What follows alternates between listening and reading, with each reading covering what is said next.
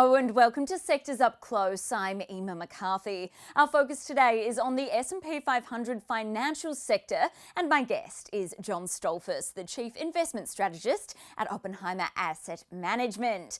High inflation, rising interest rates, falling trading volumes, and global economic headwinds caused by the war in Ukraine have created a period of uncertainty for the US financial sector. Despite this uncertainty, the S&P Financials Index is down about 5% this year, so performing marginally better than the wider market. One reason is that the Federal Reserve is certain to bring to an end the low interest rate environment the banks have faced for most of the past decade. That would be good news for net interest income. Only a few days ago, the Mortgage Bankers Association said the average interest rate on the most popular US home loan rose to more than 5%. That's its highest since 2018. But this is a double-edged sword. Aggressive action by the central bank may also slow economic growth. Some analysts say the financial sector, excluding retail lenders, are far more dependent on the health of corporate profits than they are on interest rates. Add to that uncertainty around the cutting of financial ties with Russia over its invasion of Ukraine. Well, for more, I'm joined by Oppenheimer Asset Management's John Stoltzfus. John, thank you so much for joining me. What do you make of earnings season so far? Well, first off, thanks for having me on the show, Eva.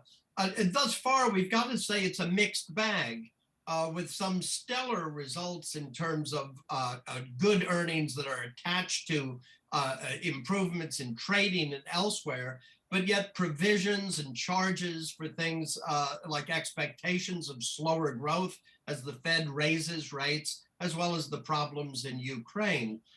So what we would say as intermediate to longer term investors, it creates an opportunity for investors to add positions in the financial sector, because as interest rates rise, it's not just banks and it's not just trading firms, but it's also insurers.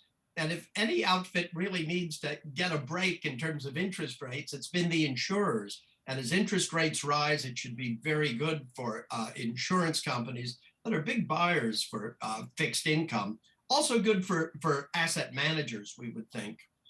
So, John, tell me more about that. What do you think about the sector if it is going to be in a higher rate environment?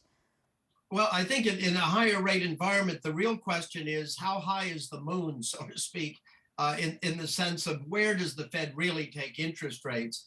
In our viewpoint, and I've been in this business for 38 years, so I've been through every boom, bust, and recovery cycle since 1983. Generally speaking, whenever the Fed is either in the process of providing liquidity or is taking liquidity out of the market, the initial response of the market is to doubt that the Fed will be successful at it. Yet here we stand many years later from when I got into the business, with the markets considerably higher, the US economy growing at a significant pace versus where it used to be and much larger. So we'd have to think the Fed will likely not take what essentially is free money and make it suddenly exorbitantly expensive money, but just take it to a level where it is fairer to people who lend money, whether it's people who lend money to bond issuers. Bond issuers right now, just prior to this recent upward move in rates, really have been borrowing without really paying for the privilege of borrowing, and bond buyers haven't been getting a heck of a lot for the risks they take to lend money to entities that issue bonds. So we think things will improve. We think it will be tougher for companies that are marginal, but we think for solid companies, and the banks, the big banks are generally speaking are a solid group of companies and well tested by regulators. We'd have to think this looks like an opportunity to buy them, anticipating that things will actually get better with the Fed not killing the economy, but rather providing a fairer environment. And John, this sector as well, it includes names like Berkshire Hathaway, American Express, and BlackRock. What do you make of these kind of companies? What's your outlook for them? Well, regarding that, you've got to expect, related to Berkshire Hathaway, the announcement that Warren Buffett was actually putting in a bid for an insurer of late. we think that would be just a good indicator that looks attractive for insurers. In addition to that, we would have to think the prospects that for asset management, with the demographic showing a sizable percentage of people either preparing for retirement or in retirement, should be great for asset managers. And John, finally, what's your recommendation then? Do you think that this is the time to be buying into the sector via an ETF?